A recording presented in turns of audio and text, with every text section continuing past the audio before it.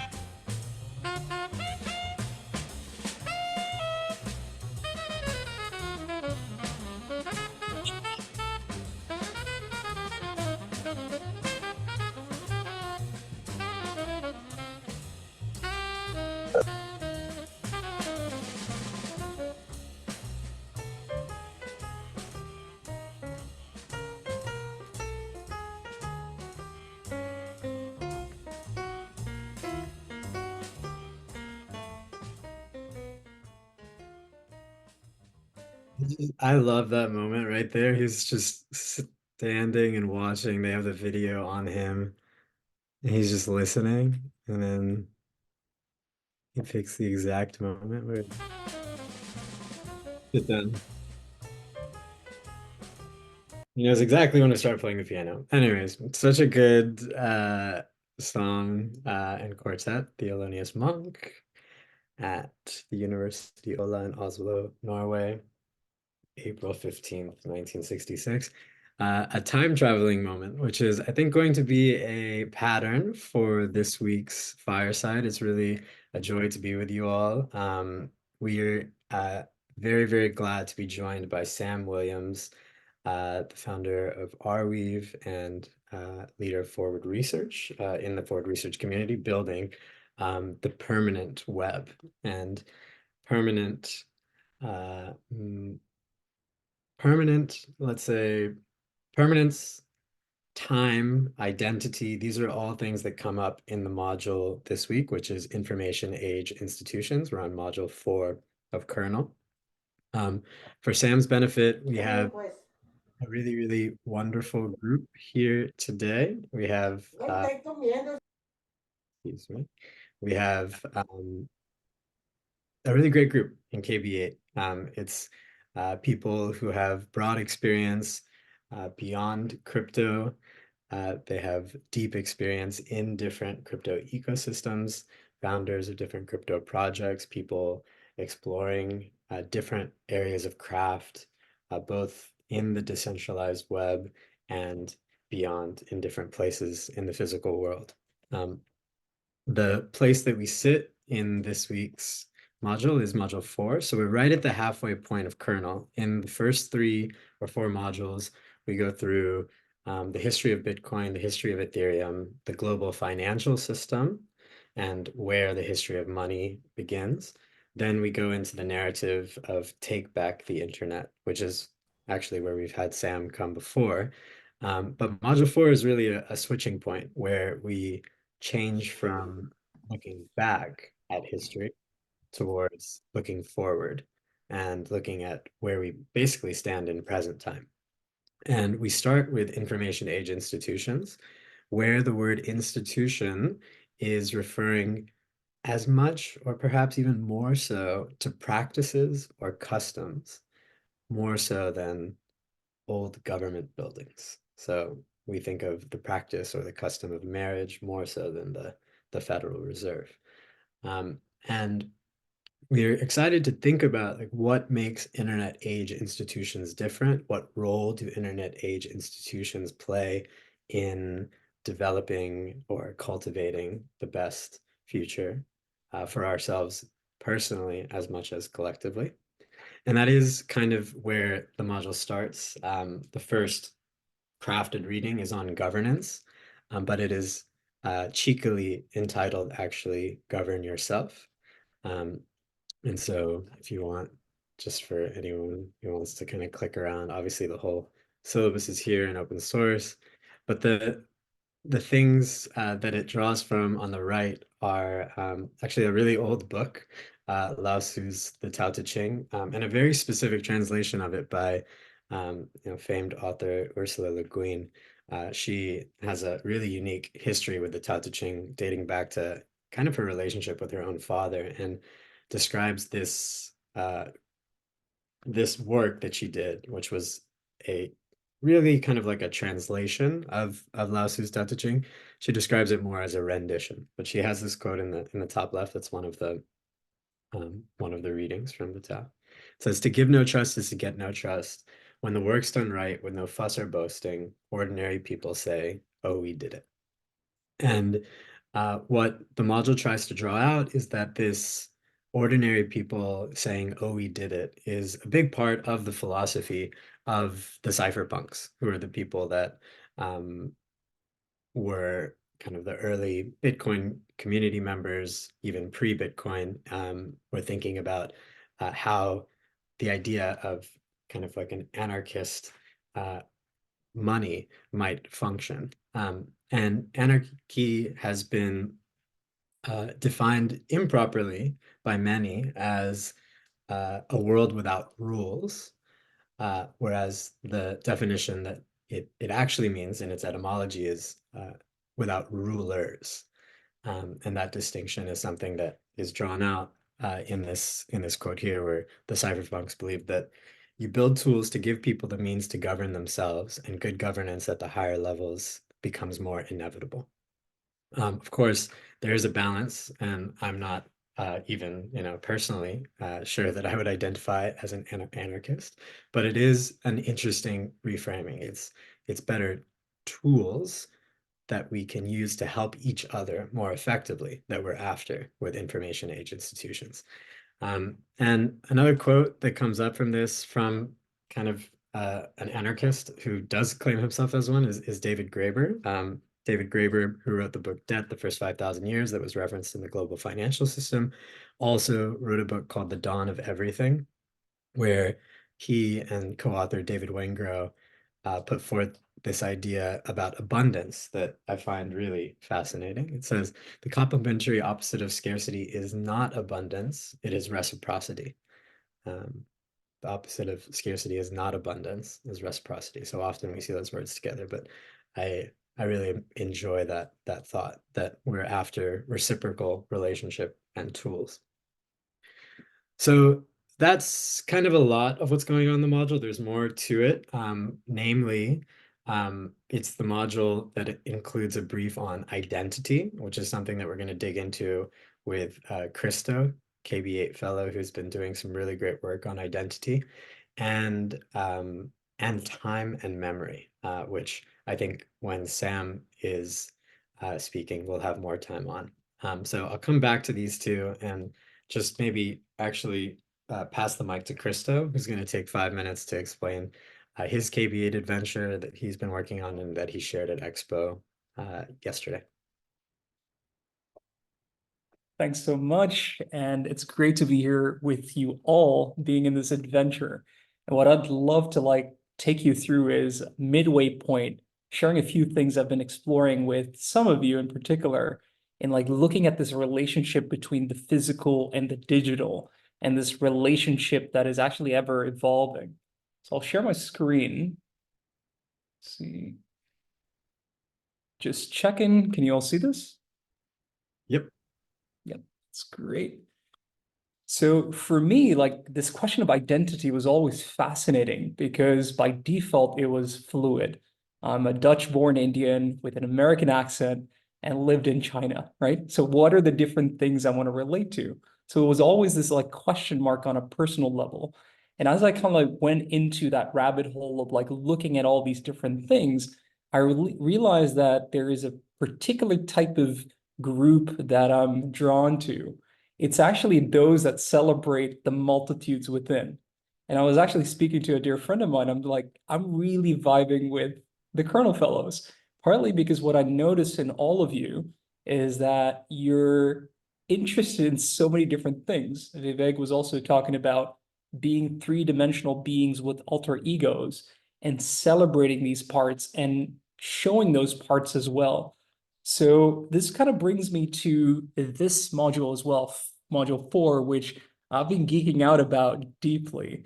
And what's fascinating is you can actually look at identity not as this static, monolithic thing, but actually as this dynamic, fluid thing that is very much relational. And as you kind of dive deeper into the content, you can geek out about all the wisdom that's there, including what Kreutler said. So that kind of led me on this continued adventure, also here for KB8. And my adventure is exploring something, this mirroring of the digital with the physical. So how can we authentically mirror our physical selves into this digital world? So that also includes looking at things like your personal philosophy, but also looking at technology and how that relationship can co-inform one another. And I think the best adventures are not going at it alone. So I had the pleasure of speaking to some amazing fellows from KB8 and also past fellows to do the following thing, which is identity mapping. So I took each person and guided them through an hour-long journey of really sensing into things. So doing a visualization exercise to map out how they relate to identity, concepts of self, concepts of actually forgetting a self. When are you in flow? But also looking at what are the different relationships that are present in your life, which is also, again, evolving, and the relationship to your digital self or digital selves. And it's been a fascinating exploration. I'm still in the midst of it, but it started with a little mind map like this.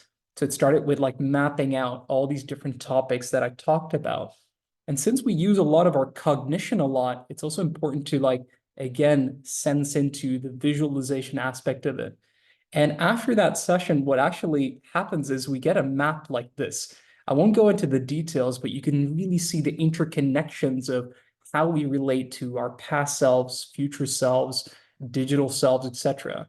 And it's been just a fascinating journey on exploring that. And again, I'm in the midst of it. And this kind of like reveals I've been, in a corporate environment in the past. So, the slide deck says everything. But what it shows is also that I've been just having a lot of fun throughout the last weeks with speaking to multiple fellows, including Nadia, Dean, George, and a few others. I just came out of a call with Cyril, who's in New York right now.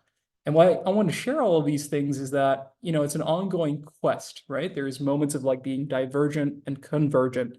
And I'm in that like season right now of like looking at all these different mind maps and looking at the meta patterns that might be there. Because us as being fellows of Kernel are three-dimensional beings with really cool alter egos, and the way we show up is different. So I'm in that synthesis process midway in, and I'd like to share a glimpse of some of the lessons and patterns that I noticed. So the first insight is that most of the fellows actually embrace the fact that identity is not static, but ever evolving, or they're on that like journey of doing that. And this is where the inner work meets the outer work, this calibration moment. So I noticed that among all the people that I spoke to. The second thing is that it doesn't matter how you show up digitally. One of the key insights that I had with these kind of like conversations is that your values actually connect and transfer between the physical and the digital. So let's say if you are an evil supervillain in real life, typically you show up like that in, let's say, the digital realms. But there's also a positive spin to that, like the way you show up in the physical world in terms of showing up for others typically also shows up in the digital realm. And that brings me to insight three. How do we then show up?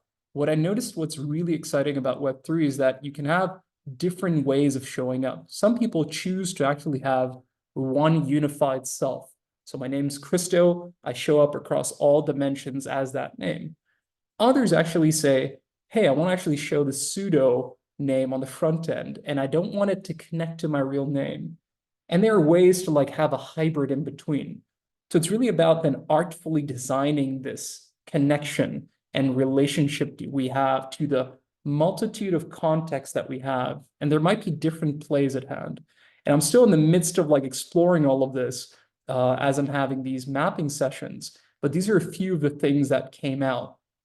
And one of the things that I want to explore further is to draw parallels, not just from the physical to the digital, but maybe we can have lessons from the digital and bring that to the physical human part. And one of the things I'm excited about is looking at a layered approach. So if you look at Ethereum, of course, there are four layers. There's the foundational layer, the protocol layer, there's the networked or off-chain layer, and then your practical applications or decentralized applications. Well, if we take our human level, like the individual communities we're part of, what are the founding principles and values that you have? How do you then choose to practically show up in the world? And then how does that inform the way you relate to a multitude of environments and how they continue to shape you? And then also, in what ways do you deploy yourself with your gifts, etc., in the networks you're part of into practical applications into the world? This is still like something that we're brainstorming, but this is something that excites me. And the final thing is that it is an ongoing quest and dialogue with a lot of questions. So what I want to invite you all on is to geek out about module 4, but really look at your own practical kind of applications. How do you relate to this ever-evolving identity? Is it static, or are parts of it static? Or do you see it a lot more like an inventory that kind of like adapts and morphs into different things based on the context that you want to operate in? So it's an ongoing quest, and I'm excited to continue to venture with you all. Thanks, Vivek. Thank you. Thank you, Krista. Thank you, thank you, thank you. I think this is a great way to segue. We have yeah, a couple of parts here that stand out to me. One is the inventories piece that Krista mentioned. The other thing is the layers. And in layer 0 here, you see philosophical foundations, values, virtues, personal philosophies, living manifestos. And I'd love to start there with Sam, because it's something that he's kind of graciously shared, and there's kind of a two-part start, Sam, to this question, if you're willing. I'll share what we know, which is that Sam has shared before that a part of his personal philosophy is finding a small sliver of the universe that he or really anyone can meaningfully impact and stay really focused on that very specific sliver as a means of doing good. We also know, the titles, Sam, that you hold. We also know some of the books that have impacted you. But what I want to offer is if you want to expand at all anymore on that personal philosophy, the small sliver, and if you want to offer any other slivers of your identity that we may not see often, that may not be as um, front and center, but that perhaps within a context like this might make a bit more sense to share. Yeah, of course. So that was a very interesting introduction. It sounds like you have a very interesting program going here. Thank you for having me with you again. These conversations are always super fun. I think this is maybe the third year now, the second. Yeah, third maybe. And yeah, so just happy to be here. In terms of a personal philosophy, yeah, I think that's a very important part to me. I think that you can only really make any progress if you're willing to look at the micro of what is actually addressable. Like if we all just set our sights on the great ills of the world, the truly macro view, we're never going to get anywhere. If we stay there, you can observe this, but you have to act in a way that is basically in line, I think, with what you are most skilled to do. Something that you can do, something that would be a very, very high bar to hit if you were able to do it, but would be a meaningful, non-zero impact on the thing that you care about, whatever goal or objective you see that being. But to be honest, I think that before all of that, even the key question that is not asked remarkably often, given its importance, is what is it that you find meaningful in the first place? I speak to a remarkable number of people that simply don't know what they find meaningful. And this is a bad psychological world to live in general, because it seems like this perception of meaning it's hard to put words to directly, but that thing that we describe as something that feels meaningful is the origin of goals, and making progress towards valued goals is where a lot of neurological reward comes from. It's how we get dopamine release when we make some sort of small progress towards some goal that we really care about. But if you don't know what you find meaningful, you can't set good goals. And I feel like that is actually where a remarkable number of people get stuck. Yeah, so I start there. Like, make as clear and explicit as you can what it is that you find meaningful. And then once you have that, you can say, okay, well, what is it that I'm actually skilled to do? You're not going to go save the world on your own. What is it that you can actually do? Like, ideally, that you're best suited in the world to do. You go push in that direction. Like, find a goal that works there. Yeah, and just go address that as intensely as you can, I suppose. That would be my personal philosophy, if I could put it in a few words. Yeah, grateful to hear it. And yeah, module 1 in kernel has two side-by-side modules, meaning and value, and the way that these two interact, both in an on-chain context and an off-chain. We want to get back to value with you on information value density soon, but maybe we talk about this journey of what you've been doing for now quite a long time, and the way that you described Bitcoin, which I really liked given our context, is that Bitcoin held the kernel of an idea for an on-chain history. And I want to know like what that meant to you, and where that story feels like it is today with Arweave, as best as we can get through that. Yes, well, so I do think that that's true, that one of the core uses of Bitcoin, actually arguably the first use of Bitcoin, was to synchronize records of history around the world. It's a ledger in which you can put information, and it does some validation on that information in some spots if you put it in the right places. But in other places like OP return 2, you just put any data and it will store it for you, and it will synchronize it around the world. And it's an incentive compatible system for doing so, apart from the fact there's no incentives to store the data. So this was, people were doing this from the very, very early days of Bitcoin. I remember playing around with this idea in like 2011, something like that. It was, I think Satoshi removed this opcode around one of the later things that let you store more data. I forget what it was called. Well, it could be abused to store more data, actually. Not even, it wasn't designed to let you, and that was why they removed it, seemingly. But I thought it was a cool idea. I was doing a PhD in distributed systems, and I had that moment of like trying to work out what in my life I find truly meaningful. And I was heading into a life in academia, and I had a series of experiences that led me to realize that didn't seem like a place I wanted to go. The incentives seemed to be pushing people to seek validation, I suppose, from one another, rather than some internal sense of drive for something to reach or achieve some meaningful end.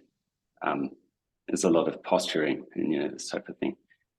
And at the same time, I read The Gulag Archipelago by Solzhenitsyn, which is a book that talks about the concentration camps, essentially, in the Soviet Union. The whole story, probably about 25 years worth of the first part of that progression, historical progression. It's about 1,700 pages long. And it's a very interesting book because it's absolutely horrific. Like, you can't imagine the levels of depravity and just inhuman things that were described in this book that people were doing to each other. But that has an interesting effect. So we hear about these things sometimes on the news, right? You watch the news, or I guess people don't watch the news on TV anymore, but you read the news, you see some videos or what have you, and Adam Curtis calls this "oh dearism." It's a very elegant phrase for an important problem, I think, which is basically you watch or you read and you hear the words, but they bounce off, right? They don't make an impact. Well, the thing about the Gulag Archipelago is that it's 1,700 pages long and about 75 hours of audiobook. So if you really listen to it, and it's pretty consistently, it consistently describes how bad human existence can get as a result of the way we form societies, I suppose. And I also read, Viktor Frankl's Man's Search for Meaning at a similar time, actually just afterwards. And that was essentially a recantation of the Nazi concentration camps, much, much shorter. But for one reason or another, the effect of reading these two books was that I realized quite how bad things could be, quite how lucky I was, and quite how important it was to protect the good parts of the world that we are already living in, not to let it fall into that type of end. And there was always a part of that book that stuck out to me, which was that there was someone that was entrusted with a copy of this book, was essentially found by the secret police, and she gave over the copy. She later committed suicide because she thought it was the only one it wasn't. But that always, well, that affected me. And so I was thinking about, what is it that I could do? And well, convergence. I had this clear understanding that the world was heading in this direction of destabilization. If you want to, one way or another, it's destabilizing. Hard to tell in what way precisely, but like I think everyone can more or less agree with that. In periods like that, things can get very, very bad. We should work to stop that from occurring. People recognize and understand the world that they live in by their understanding of their collective and individual past, you could say. Right? Without understanding the collective history, they don't really have a frame of reference for what's happening. Orwell put that pretty well in 1984. The person that controls the present controls the past. The person that controls the past controls the future, and by changing the frame of reference. And you see pretty much every side of the major conflicts in the world right now attempting to do that. And I was a distributed operating system designer. That's my PhD project. So I knew about distributed systems. Okay, so if we can keep the information safe, the important information, the historical records, we might just be able to minorly affect one of the minor parts of the major problem. Make it so we have a collective understanding of history. And well, this Bitcoin thing did that kind of like a bit. And that was basically where Arweave was born. Yeah, and you had to solve two fundamental problems there, like how do you scale a blockchain to fit arbitrary amounts of data inside? And how do you pay for it over time? Storage endowment is the answer, but that wasn't obvious for like 2 or 3 years. Yeah, and you run it as a digital institution. There we go, that's the, yeah, it's something that is immutable infrastructure that isn't controlled by any single person or group, and can be trusted as a consequence of that to execute an extremely long-term business model, like hundreds of years. We define the goal of Arweave to make the data last for the maximum possible time period. We don't specify it's going to be less than the heat death of the universe, but really we mean seriously maximum possible time. Yeah, and it's a project in collective hands to achieve that now. And that's the story. Well, I mean, that was 6.5, no, 7, wait, about 6.5, 7 years ago. The mainnet launched about 5.5 years ago at this point, and it's just been growing ever since. It stores about 3 billion records at this point. Yeah. And accelerating recently, if you look at Sam's tweets, recently, was it 3 billion transactions passed? Yes, 3 billion, just a few days ago, actually. Yeah, and the time it took to get from 1 billion to 2 billion. Yes. From 2 to 3. That's right. There's so many things. He brought up the storage endowment, and I want to come back to that. The other idea for Arweave is that it's about information that's of value, right? The information value density is something that matters in Arweave because you're storing the data for such a long period of time. You're effectively buying it, forever, which is very different from the other storage options that are available to us anywhere. And so there's that value part. But the one thing I want to come back to, because you quoted 1984, is actually from Ivan Illich, and it's this this little passage at the end of, we kind of put it like literally at the end of the module, but you already took us there. So this module is really inspired by Marshall McLuhan and his work on the perfect memory of computers, and then Ivan Illich and his work on decentralized schooling. And he says this, he says, the future has already broken into the present. We each live in many times. The presence of one is the past of another, and the future of yet another. We're called to live knowing that the future exists, and that it is shared when it is celebrated. The change which has to be brought about can only be lived. We cannot plan our way to humanity. Each one of us and each one of the groups with which we live and work must become a model of the era we desire to create. The many models which will develop should give each one of us an environment in which we celebrate our creative response to change with others who need us,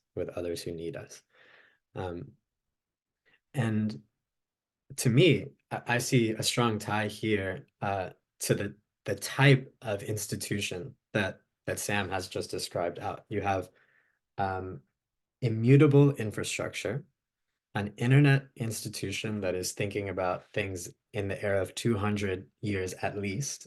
Heath's death of the universe has also been brought up already in this conversation, but the storage endowment, at least when you buy storage, will store the information that you have for 200 years. I'm actually, personally curious, like what the average is, because there are good reasons why 200 is very clearly a minimum, and why it's much, much longer in practice. And that this length of time, it encourages the posting of valuable information, right? Because you're paying a premium for this system to work, but it's a worthwhile premium, and it's not a premium being paid to a company. It's being paid to a system that one can trust, that one can build upon, that one can do basically what you want with. And this gets to that part of celebrating our creative response to change with others who need us. And like one big part of this part of the syllabus is like starting to reimagine our customs and practices with our data, right? Like what is being emphasized to me here is that, like, effectively, like, our relationship with our information can feel different if a system like this is to be trusted. And so before we got on with everybody, you said that you find this to be an important idea, this idea of information institutions. I'm curious, like, how that all lands with you. Right. Yes. Well, there's a lot of different strings to pull on, but certainly the final one first. Let's see. I do think that the fundamental point of Web3 and crypto is to essentially create institutions where you don't have to trust any individual or group. And for Arweave's purposes, like for Bitcoin, right, it's pretty obvious. Or as I saw Gensler say last night, oh, it's just a ledger, bro. Like, why couldn't it just be handled by a single person or a single company? It's not that big a deal. But we all, I think, see past that. It's a ledger held in as a digital institution. It's something that you can trust because you can audit the math. And as a consequence, you have a monetary system, essentially, or at least the start of a monetary system, with strong foundations that could never be offered really in any other way that you could, yeah, the unforgeability, you really can't, thank you. You can't imagine doing that in any other way. So I would say that's like an internet native institution. And it took us a while after the internet to start building these things because they were about consensus algorithms. And consensus algorithms is actually a relatively slowly evolving part of computer science. Arweave does the same thing, except with permanent data storage.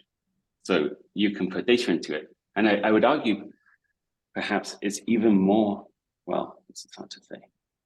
It might be even more important for a permanent data storage system to be an internet native institution that is auditable and transparent and immutable like this than a currency. And the reason for that is, well, it's trying to operate a business model that is extremely difficult. Frankly, it's very, very long term. If you imagine a human institution trying to do this, when you upload 1 byte of data to Arweave, the alternative that you give a byte of that data to a group of people, the people that are going to be storing that data aren't born yet. And maybe it's not even their grandchildren. Like, if you were to do this as a foundation or as a normal company, there's no practical way that the network could offer you even, or the system could offer you even partially believable guarantees. Whereas at least with Arweave, it says, okay, here's what we're going to try and do. It's open and transparent, and here's how it's going to work. And then you can choose if you want to trust it or not. Just like Bitcoin, it can't promise you the price, but it can promise you the scarcity. Arweave promises you how the endowment works, and you can go audit the math yourself. Yeah, so I think that is fundamentally what crypto has enabled. That's those types of systems that are immutable, math-driven, and subsequently trustworthy. I personally am not particularly excited by the part of the industry that obsesses about value. I mean, I think it's important, and it's a core reason the world goes around. Obviously, it's essentially the reason that almost all activity happens, a very, very large portion of it. But just personally, it doesn't speak to me as a meaningful thing to spend one's time doing. You know, have you ever noticed that you have like, very well, in my case, I know 15,000, 17,000 more days to live? It's like very finite, and each day of those is not coming back once it's spent. And you only got like, you know, 8 to 15 working hours a day. What are you going to do with that time? And to me, assessing of a value is not the thing that frankly, I can't understand it. It's something I'm curious about in the world. I just don't get why people obsess over it, because it's like, okay, then you've got the value, what are you going to do? What then? Have a nice holiday? I don't know. Okay. Doesn't seem that. Yeah. Oh, go ahead, Sam, please. I was just going to finish with your question about information value density. Yes, this is a metric we created because when you store data on Arweave, it's way more expensive. You pay for 200 years today at the current cost. And then as the cost of storage declines over time, the 200 years expands out. We don't know how far. No one's promising you anything, but that's how the system works. And we think that that's the most sensible way to store data for the maximum possible time period. And when you're assessing then, well, what data goes into the system or not, it's information value density. It's like blog posts would be good. A blog post is maybe like 20 kilobytes, very, very cheap on Arweave, like 1/100th of a cent or something like this. But if you want to store a 4K video of something not that interesting, then the information value density is much lower. And so it just doesn't make sense. And so that's kind of the origin of that metric we have. It's a useful way for people to work out, well, what is it that I should put on Arweave and what doesn't make so much sense.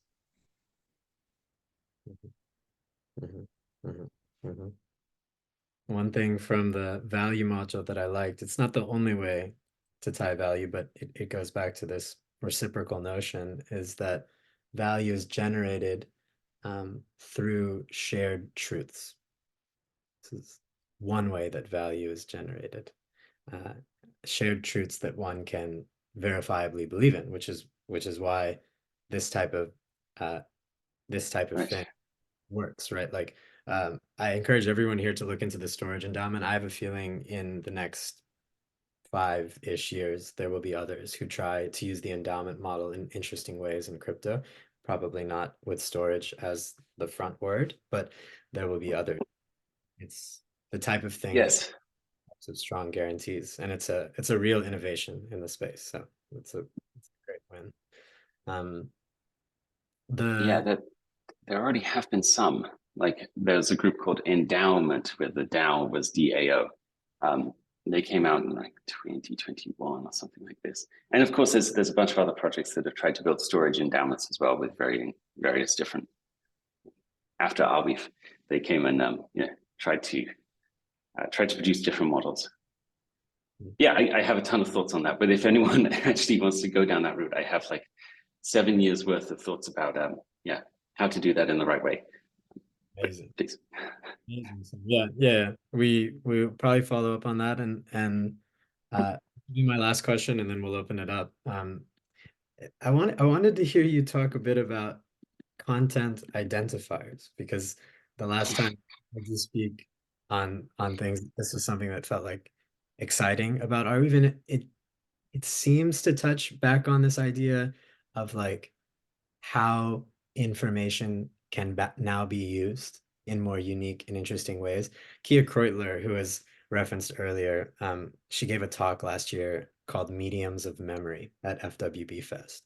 And Kia was like, she did a lot of work at Gnosis. She was the head of strategy there. She wrote famously the post, The Prehistory of DAOs. We hope that she'll join us for one of the future firesides, and she has in the past. But like this idea that she gave in FWB Fest was this idea of database doulas that she thought would be more prevalent in the future. And a doula in a traditional context, somebody that helps, in a pregnancy, basically is like the person that cares for, in a lot of ways that's beyond that, but like cares for is the best role that you could say to describe a doula. And so it's people who like caretake information. And I'm curious, like when you think about content identifiers, maybe you can just share what they are, because I think it's another example of a practice or a custom that's being developed within the Arweave world, that kind of makes your institution what it is. But if you could talk a bit about this like care for data, like so often in the past it's just been this like flippant thing, and we don't what would it mean to care for it in slightly different ways, knowing that it's being stored in more thoughtful ways? Yeah, that's interesting.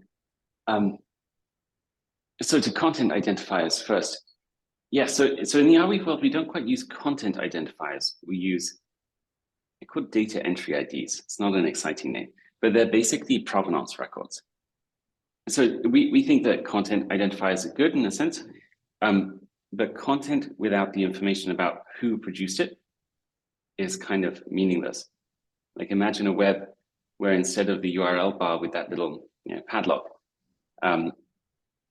we have a world where you're on a web page. Someone sends you a web page. You don't know who made it. It looks like the New York Times, but is it the New York Times? Like, yeah. So we think that the strong, cryptographically verifiable provenance information, origin information is very important. And so we address not by the hash of the content itself, but actually the hash of the content with the signature of the person that created it, and arbitrary metadata, so tags that you can add. You can just add any tags you want to a piece of data, and those are indexed, so you can search the network by those tags as well, and a couple of other pieces of information. And then this is an identifier that simply doesn't change. And we can say, okay, go back in time to the moment that this piece of data was synced by Vivek, and its identifier is immutable. It's buried inside the blockchain underneath all of this work. So extremely difficult to reproduce a fake, would you say, timestamp for. I'm not even sure you could create a fake timestamp because of this block anchor system. But anyway, that's by the by. Yes, you have this validatable unit. An assertion is really what they are, or perhaps messages, interestingly. When you write something to Arweave, one way or another, you're sending data to either yourself or someone else, or many other people, and you're signing it. I'm Vivek, here's what I believe on this day and time. And then it's stored in many, many different places around the world. And I think that okay, so to your other question around carefulness with data, yeah, I think that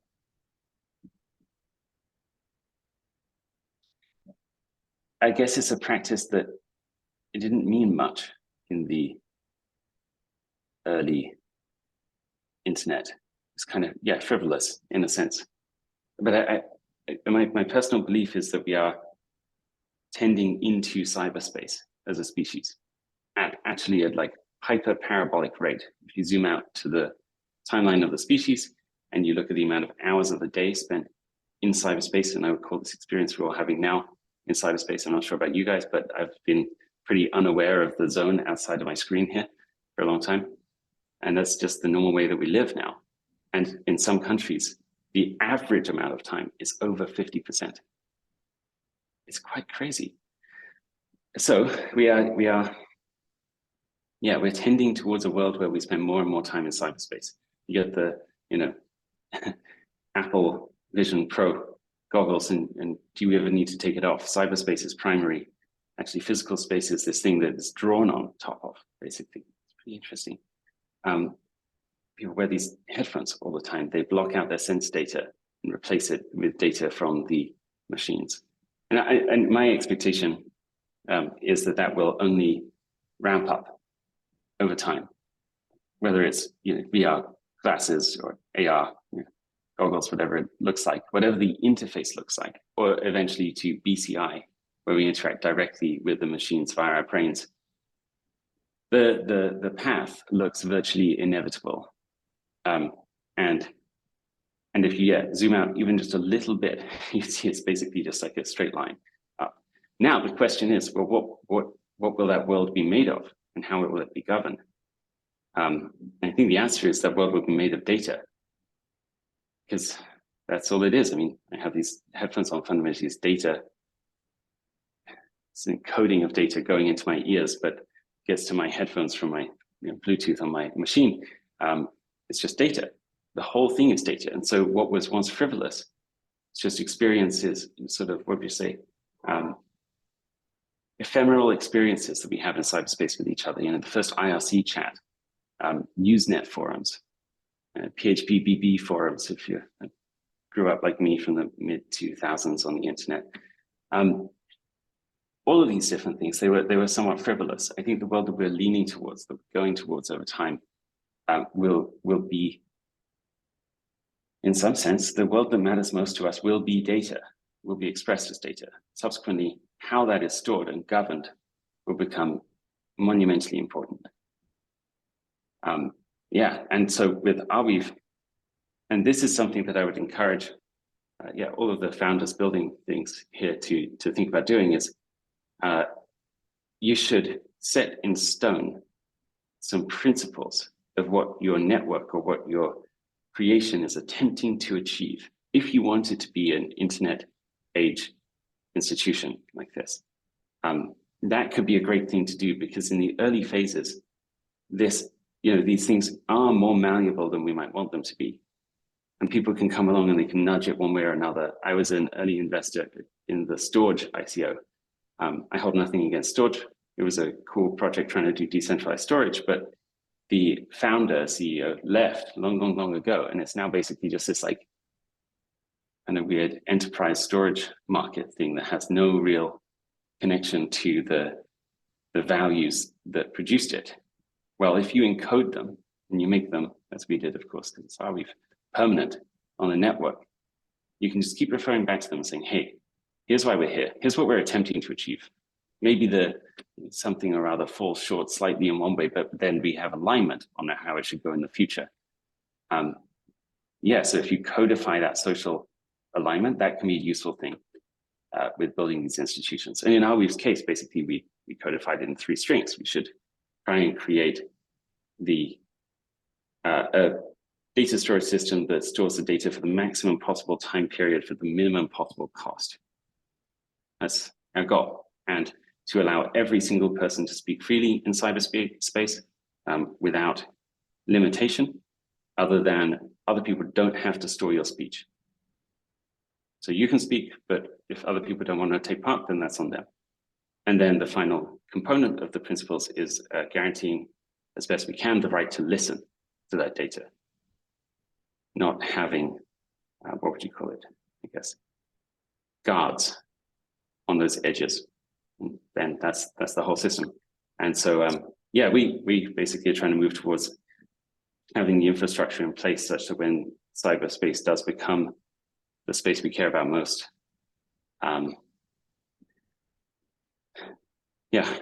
it will be set up in a way that's worth living in, basically. Thank you, Sam. Really wonderful place for us to end this first segment. I think we have about 20 more minutes left with you. And I see a few questions already in the chat. Sam, feel free to take them as long form as you like or as quick fire as you like, because I think I feel like I've been talking too long form today. I'm sorry. I woke up in a wistful mood. So let's try and do this efficiently. the Norman kernel for sure. Okay. Very glad that you've picked up on the custom. I wanted to Andy first, and then there's some people who've raised their hands. We'll go basically in order. Andy, if you'd like to share the question out loud. Oh, sure. I was just reflecting on your point about encoding the values. And I was just throwing it out there that if you make things immutable, what happens when those values change? I think I was thinking about it from a personal perspective, like the values, I'm still the same person, but the values that I hold deeply are not the same as someone in my 40s as they were when I was, you know, in my 20s or a teenager. Just curious if you had thoughts on that. Yeah, right. And I think someone replied essentially with the right answer, which is, well, you can just go build something else. Like, I think that, you know, it's these systems are supposed to be services rendered to people with rights and guarantees. It doesn't really matter if my personal principles change. I can't change Arweave. And that's good. That's by design. I offered it to the world as a certain sort of, what would you say, a machine to achieve a certain set of tasks. Those three things that I outlined. And it would be inappropriate for that to change because we're trying to give people rights and certainties about the system. That said, you can take the system and, you know, just go fork it and do whatever you want with it. That's totally fine. We also made an evolutionary forking system, which is a way of upgrading that protocol. And we realized that in the process of doing that research and coming up with the mechanism, which is essentially this, you can take the network, you fork it, you can add one major contribution of code, basically one major contribution of new features or changing something about the system, and then you can mint some new tokens inside it.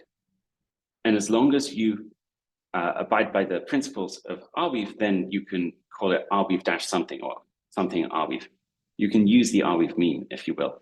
And the community are encouraged to accept those, or rather to assess them in a market, bringing value back, I guess. Yeah, assess them in a market and see which of these evolutionary forks represents good value for them via dilution. But we realized in doing so, really, like, what the absolutely core level, what is Arweave? Well, it's a meme. It's in people's head, and that's why we tied it to a set of immutable principles. And then you can, you can go with that. You can make Tempweave or whatever you want, which is like temporary storage system or something. That's totally fine, but it's just something else. Our role here is to provide an institution that provides people rights and something they can trust over a long period of time. I think that's how I see it. Thanks. Thank you, Andy, for the question. Dean, and then JP. Hey, Sam, I'm Dean. Thanks for talking. My question was around what you were saying at the beginning, when you were saying the thing that people need to do before they act is really understand what's meaningful to them. And so when I think about what's meaningful to me, I think about values. And when I hear people talk about their values, it's very broad to me, because some people talk about virtues, people talk about honesty, compassion, courage, integrity, things like that. When I think about values, I think about like things like health, growth. Those things are value. Those things give me value and meaning. So I'm interested in, from your journey, your perspective, what did you find when you were younger in your journey that gave you meaning?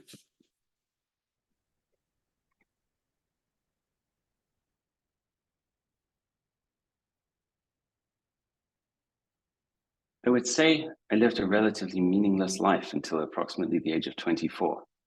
And it was actually quite unhappy, I would say. And perhaps far worse, when I looked at the world around me, people of a similar age, saw a similar sort of pattern, the sense of, like, what is the point of all of this? It's very, very broad. Yeah, and I told you the path I took, I guess, to find meaning. And I wouldn't say I went out deliberately to do so. It was just kind of the logical progression for me. Yes, you're right. It intermingles with people's values, and that can make it so broad and fuzzy as to not be meaningful, to be ironically meaningless. I would say that I'm a very particular kind of person, I suppose. This obviously won't work for everyone, but for me, the thing that really radically shifted my life and caused this whole journey, and I've lived a deeply meaningful life ever since, even though starting something like this is not super easy. It's actually far more difficult than the nice life I had as a PhD student before, in a lot of ways. I wouldn't take back a second of it. It's really an incredible journey. But I think that the difference there perhaps is to find a goal that is actually practical on that road to the meaningful thing. Like set something that's like, okay, this is something I can actually do, and then go set all of your time, or as much of it as you're willing to commit. And I would say, aim high, to making that happen. That might be I speak to a lot of people. I'm very interested in this question. Like, why is it that people do what they do? Because of that question of, well, we've all got only so much time left on Earth. Like, why are we doing it? Why are we doing like this right now? Like, what is it precisely that motivated us?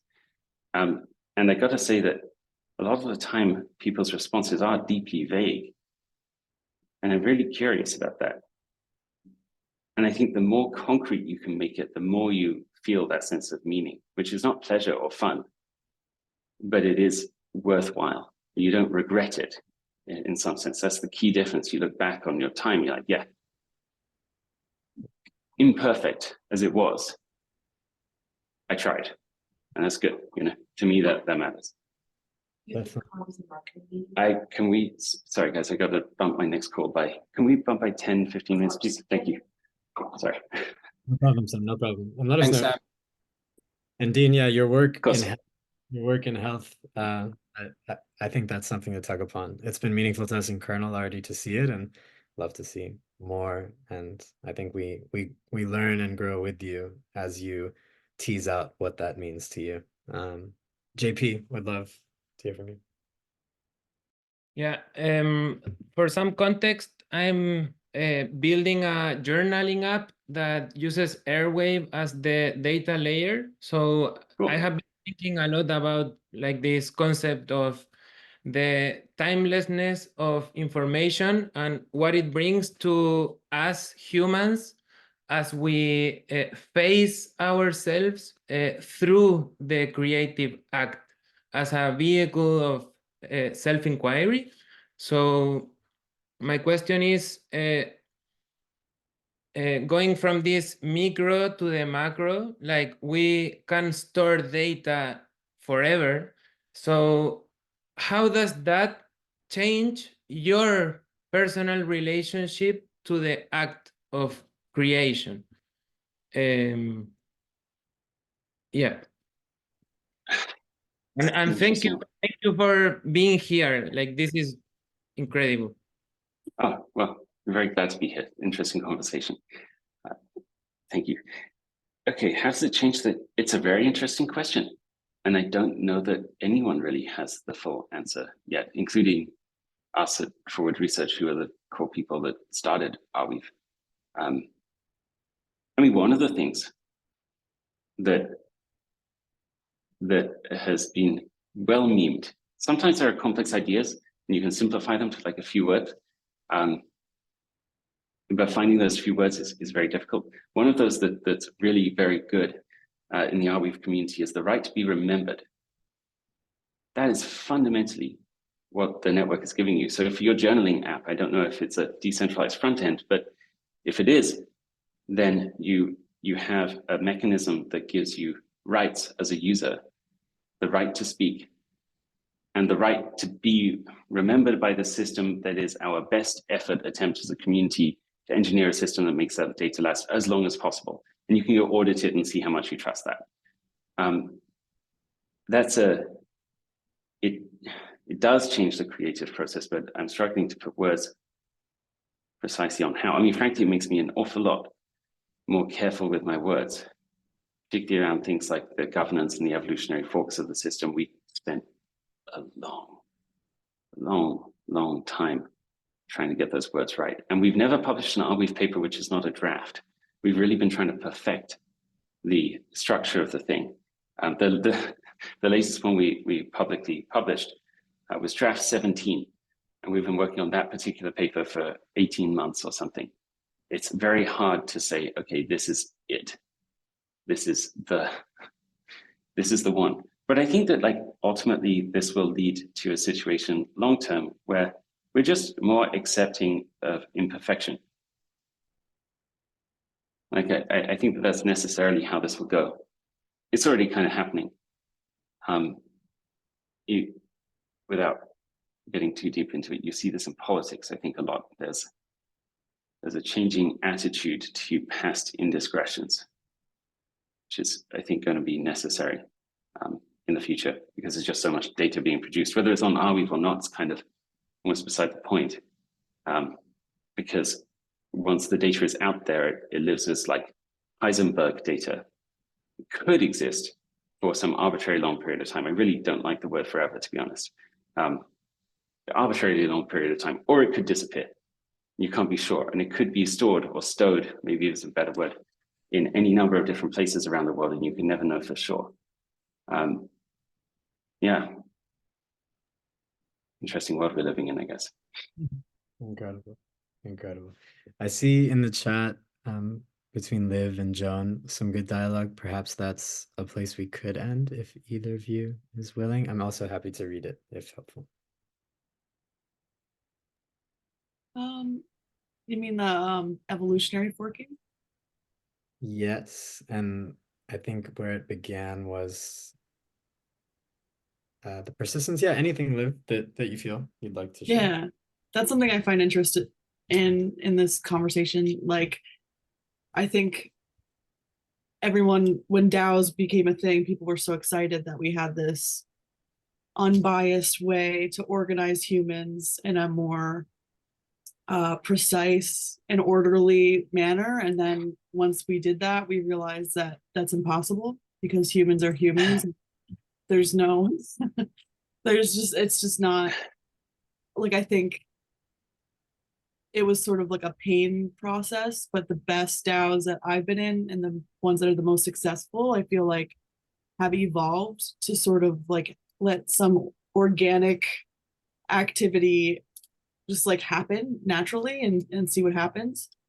So I guess my question would be, like, is that what evolutionary forking is? Like, instead of being like, let's vote on every single decision we make. Right. Well, I mean, it's even, yes, basic idea is correct. But I think it maybe speaks even deeper than that. It's the idea of permissionless innovation. Like, screw your votes. I don't care about your votes. I want the next refounder, someone that really has a good idea and is right. I mean, when we started Arweave, like, no one thought permanent storage was a good idea.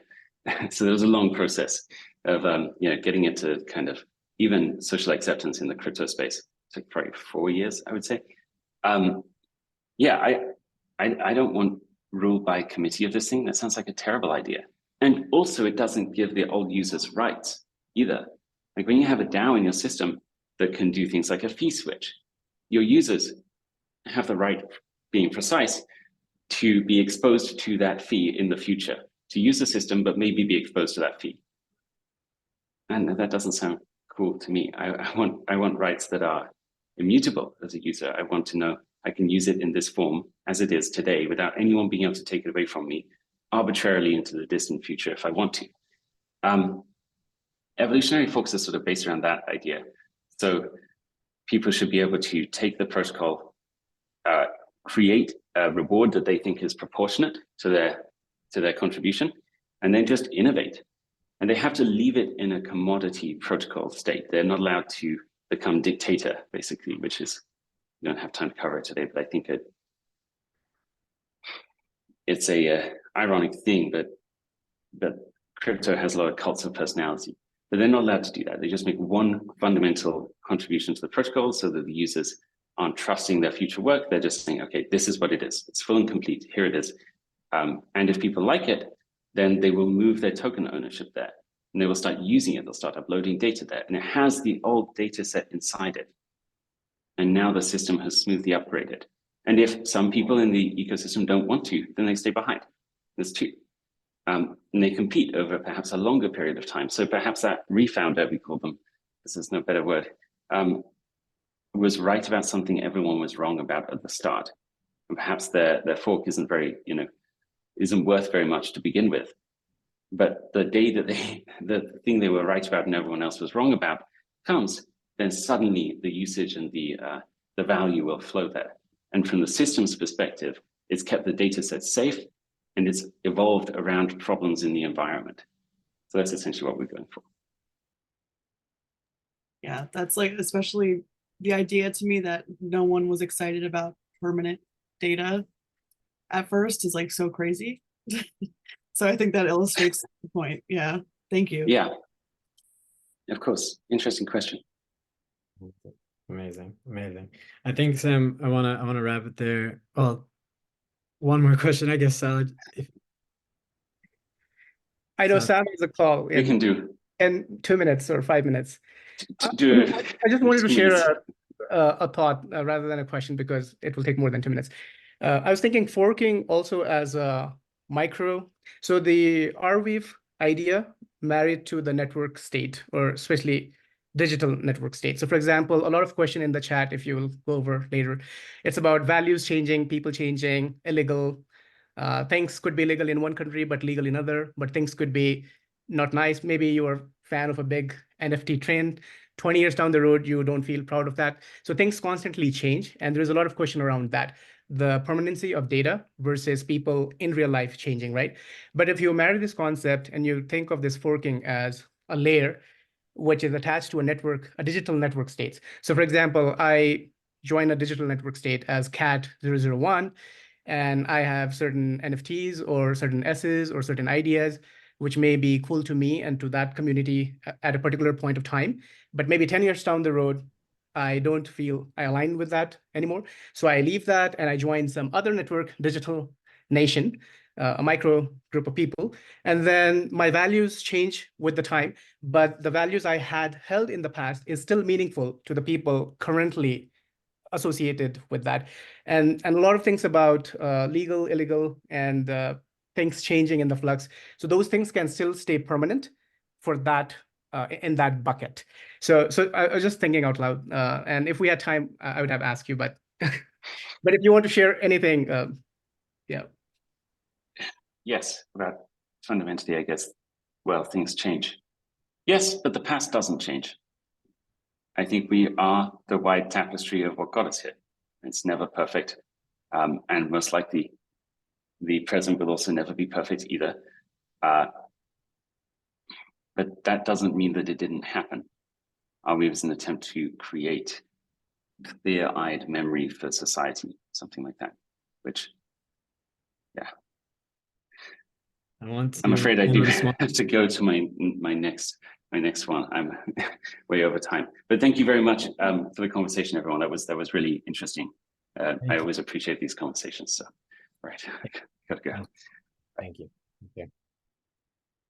I wanted to share a little segment and thank you everybody for your questions to Sam. They're all what make it interesting and meaningful. This last part of the module is entitled Finding Lost Paradises. It is based off of a post that Aaron Lewis made, who was the Fireside speaker in the first module. And it's talking about how memory has been becoming more permanent for a while. Our views is kind of like the latest and truest instantiation of that. But I don't know exactly when Marshall McLuhan said that computers have a perfect memory, but that's been a narrative for some time. And he says, what Marshall McLuhan called the perfect memory of computers has spawned a garden of competing narratives and conceptions of past, present, and future. Not even a global pandemic can restore a shared sense of reality. But one thing that I think, even with Sam, I think there's some nudging against here was like, do we need to have the same regimented version of events? Probably not. But what Arweave definitely does is enables agreement on order. So actions over time, which is also what, at their best, blockchains are doing in general. They're timestamp servers. They order events. And so the order, while still not perfect, gives us something to go off of. The part that I wanted to read is then really down here, kind of like takes it into the idea of the stories that we receive from our elders and the role of elders in storytelling, and our role in listening to the stories that we hear.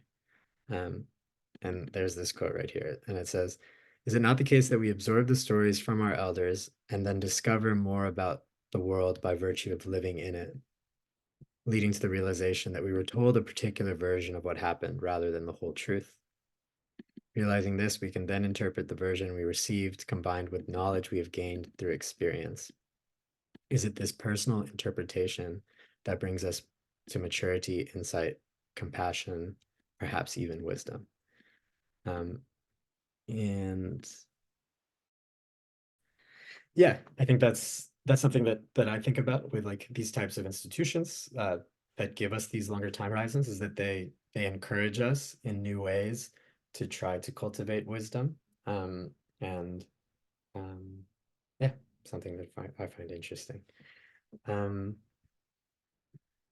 curious if anyone has any final thoughts, things they want to share. Maybe anything for Christo too.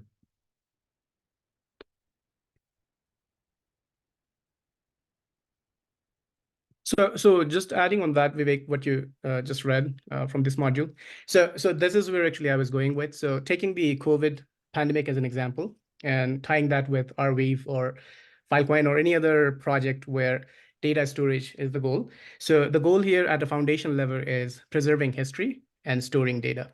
Now, how it manifests in use cases in the real world there could be infinite possibilities.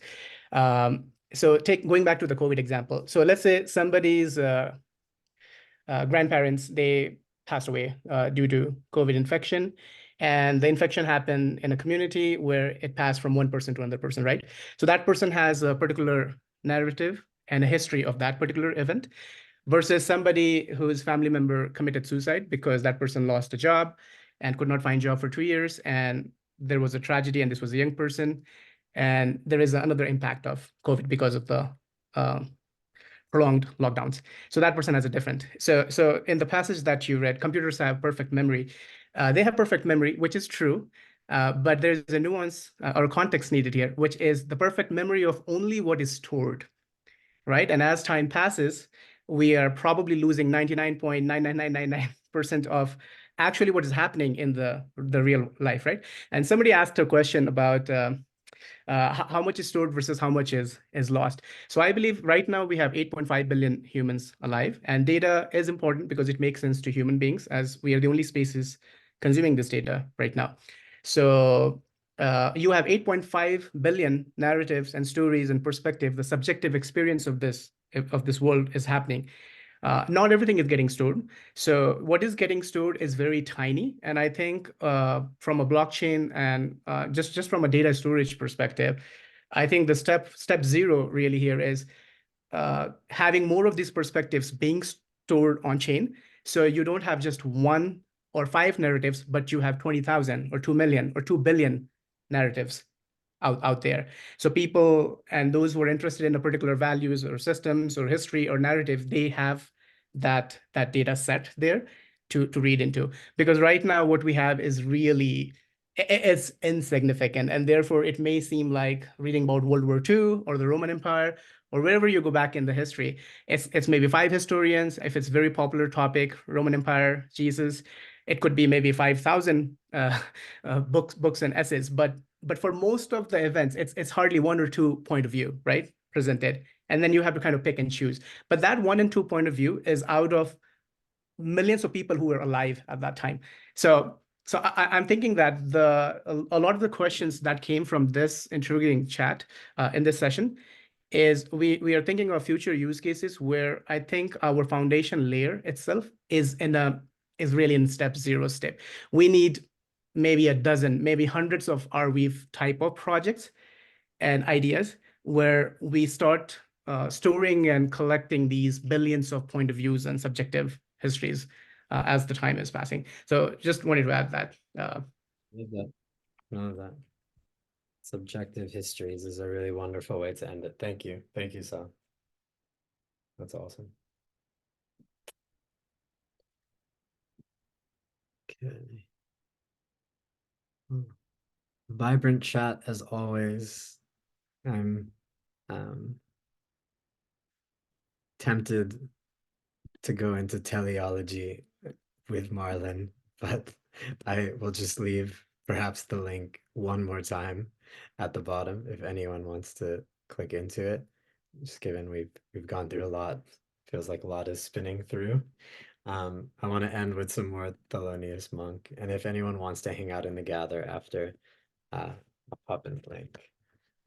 But thank you all for being here as always today, and really means a lot to have all the perspectives on information age institutions. It's getting into the part that I'm most happy and like grateful to be with others on, which is the future state of our institutions.